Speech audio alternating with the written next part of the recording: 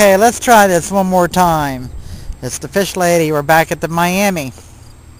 And finally, we're getting a river. As you can see, we got a good current running over here, but she's down. We got guys over on the island fishing again.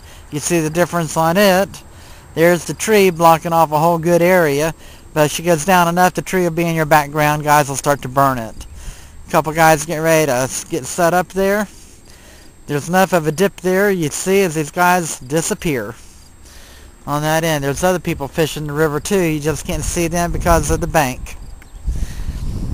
Also, it's come down enough that the Conservancy's little road to the island is doing good. And we are once again coming back into Lake Middletown. Fish it with a float. Cost to be $19 for your fishing license. Make sure you get it. Game Warden loves to come into this area. She's looking good. It'll be good fishing. You've got two clips. One where she was up, another one where she was muddy, another one where she's looking nice. And this is what you got. As you see, when you compare them all, if you were having to walk up across there to get to the island, you could have done so. It wouldn't have been a problem to you. But it's finally time to start getting some river fishing in, guys, and enjoy it. Get down over the levee. I thought I'd go ahead and put it back on here and see in the far distance out here how that rock road is coming across. So you do have that to be able to get on across. When it dries out to where you can travel through, because I doubt it to travel through the areas that dry right now. You walk right across here. You just walk around and go through. You can actually just walk across this area and go through if you don't mind getting your feet wet.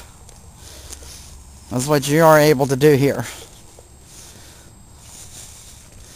But coming up on it, you can see how she comes off that little road there. All dammed up, all still water. You got some big fish. As the water recedes, it might get stuck in there. One or two little holes, but they're not deep at all. That's the one thing I can tell you. I'll constantly be down here in particular because the Route 4 bridge is so close to my shop to show you different viewpoints and show you how this area will just dry up. The more the water recedes, you'll be able to walk across from here as opposed to anything else, and you can still walk right across from this area. Like I said, you just get a little wet. Walk further around, you can do so dry.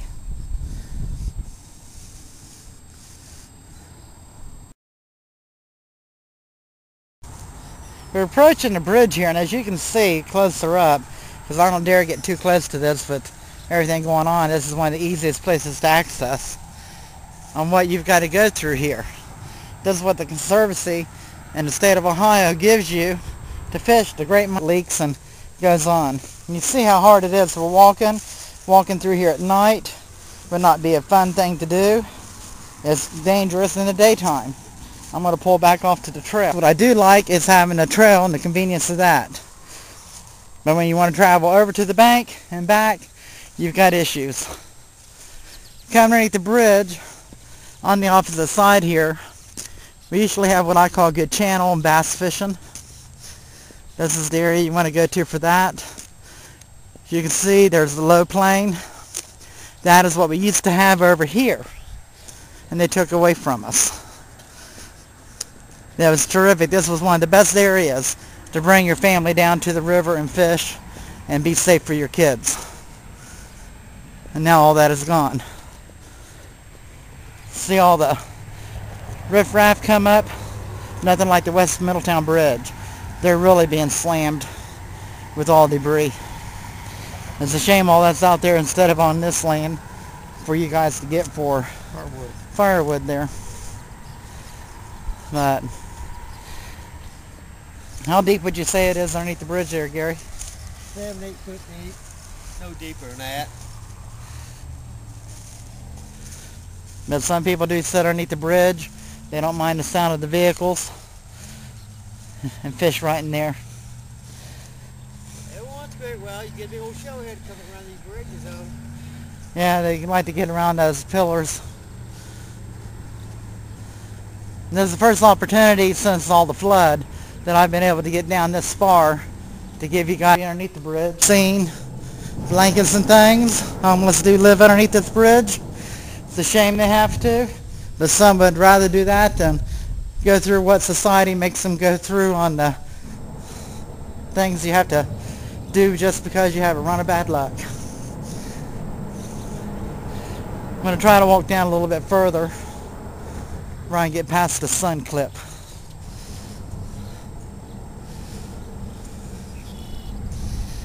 Like a little inland there. Such a sandy area. It goes all the way down and around. I think it's a 3.5 mile stretch from bridge to bridge. It'll be a while before I'll be able to walk it. But here and there, we'll get some tapes of it. I'm not going to be able to get up over that levee and come down the other way either on that end. So, but she is nice. I'm checking it out. I'm Gary from Birdsee's Bait Shop. I've fished this river about 40 years, honestly. Channel cat, from this rapid point, down that rapid point in, catch channel cats all day long, about this big, using bass minnows, sucker chubs, or shiners. Small channel cat, maybe that big, you get them like that, every about 3 or 4 casts. The average is about 3 or 4 pound channel cats. Shovelheads, rarely caught down here on this section of the river because it's so fast. Yeah, that's what I told you guys too. Don't come down here if you want shovelhead. This is not shovelhead territory. You want channel and you want bass. It is good for bass. But you're not going to be looking at shovelhead, except for rarely catching off those poundlings that you might have 1 or 2.